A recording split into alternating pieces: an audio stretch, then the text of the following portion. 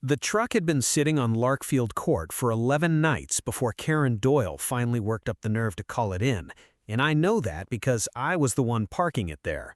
To anyone glancing out a window, it looked like what it was supposed to look like, a beat-up white F-150 with a magnetic sign for a landscaping company that doesn't exist, a ladder rack, and a bed full of mulch bags I'd bought specifically to smell authentic.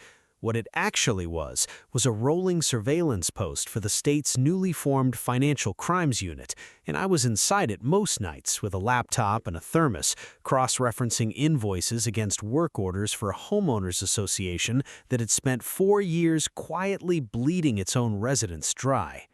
I hadn't planned on Karen Doyle being the one to blow it up. I'd planned on 3 more weeks of quiet documentation. But Karen Doyle doesn't let anything sit on her street she hasn't personally approved, and a contractor's truck idling in the same spot for over a week violated something in her internal rule book that had nothing to do with the actual HOA bylaws, which, for the record, allow work vehicles up to 72 hours with no restriction at all. She'd already left 2 notices under my wiper. She'd already knocked on the truck window at 7 in the morning, demanding to know whose property I was servicing. When I gave her a vague answer about a drainage consult, she wrote it down in a little spiral notebook she carried specifically for violations, the same notebook, it would later turn out, that she used for something far more damaging than parking complaints. On the 12th night, she called it in as an abandoned vehicle, then called again 40 minutes later and escalated it to a tow, telling the dispatcher there'd been suspicious loitering and that residents were frightened. That part wasn't even a lie so much as a performance. Karen Doyle had spent years cultivating a version of the neighborhood where she was the only thing standing between order and chaos. And a strange truck was exactly the kind of prop that performance needed. 2 patrol units rolled up a little after 9. I stepped out with my hands loose at my sides, badge already in my jacket pocket, expecting the usual 10 minutes of explaining myself quietly to avoid blowing the operation in front of a woman who was at that point just a name on a spreadsheet to me. That's not how it went. The younger officer looked at my ID, said something into his radio, and by the time he looked back up, his whole posture had changed. He said, "Chief," and it wasn't a question. His partner actually squared up and gave me a real salute, crisp, the kind reserved for command staff, and I stood there on Karen Doyle's pristine sidewalk, absorbing the fact that the appointment I'd been quietly waiting on for 6 weeks had apparently gone through that afternoon, while I was elbow deep in HOA ledgers. I was the new chief investigator of the unit. Nobody had told me it would be effective immediately. Nobody had told me I'd find out from a rookie's radio while a woman who just tried to have my truck towed stood on her lawn in her bathrobe, mouth open, notebook forgotten in her hand. Karen recovered fast, I'll give her that. Within about 90 seconds, she'd pivoted from, "There's a criminal loitering on my street," to, "Officers, thank goodness. I'm actually the HOA president. I'd love to help however I can," like she hadn't just tried to have a state vehicle impounded. She invited me for coffee the next morning to clear the air, and I went because refusing would have looked strange, and because I wanted to see, up close, what 4 years of unchecked authority does to a person's face when they think they're being charming.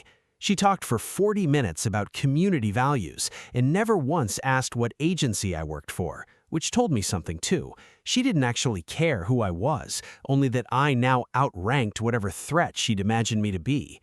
What she didn't know was that the tip that opened the file on Larkfield Court hadn't come from outside the neighborhood at all.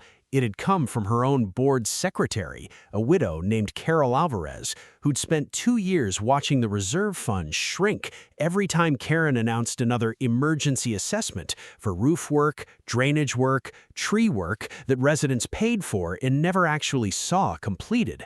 Carol had started keeping her own notebook, quieter than Karen's, full of dates and dollar amounts that didn't reconcile, and when a routine county audit request finally gave her an opening, she mailed copies to the state, then spent the following year terrified Karen would somehow find out and freeze her out of the community she'd lived in for 30 years. The forensic work took another 5 weeks after that morning on Larkfield Court, and it turned out to be worse than even Carol suspected. Karen hadn't invented a vendor or funneled money through some fake company, which would have been the obvious play and the first thing any decent auditor checks for. She'd done something almost more brazen. She'd approved real, legitimate-sounding assessments for real crews genuinely performed, but she'd padded every invoice by exactly the amount she needed, then had the difference routed as a board coordination reimbursement, a line item she'd invented herself and buried in meeting minutes that she also wrote, approved, and filed without anyone else in the room double-checking the math.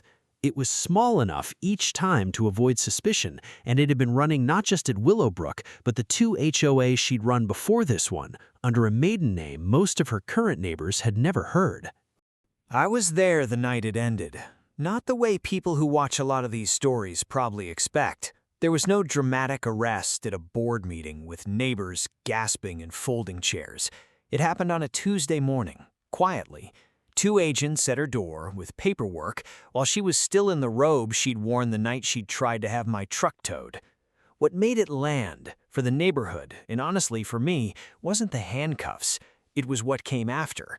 Because Karen Doyle wasn't just HOA president, she sold real estate on the side. And part of what the investigation uncovered was that she'd been using inside knowledge of the association's manufactured special assessments to steer anxious homeowners into panic selling their houses below value, then quietly repurchasing 2 of them herself through a relative before flipping them at market rate 18 months later. That wasn't embezzlement anymore. That was fraud layered on fraud. And it meant the case didn't stay with the HOA board. It went to the State Real Estate Commission, too. She lost her license permanently. The restitution order that followed didn't let her negotiate down or pay in installments over a decade, the way people like her usually manage to do.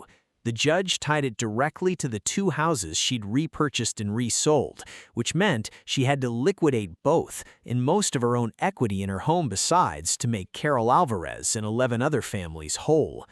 I heard later that she moved 3 states away, somewhere nobody would recognize the name, though by then the name wasn't really hers to hide behind anymore anyway. I didn't feel triumphant watching it happen, which surprised me.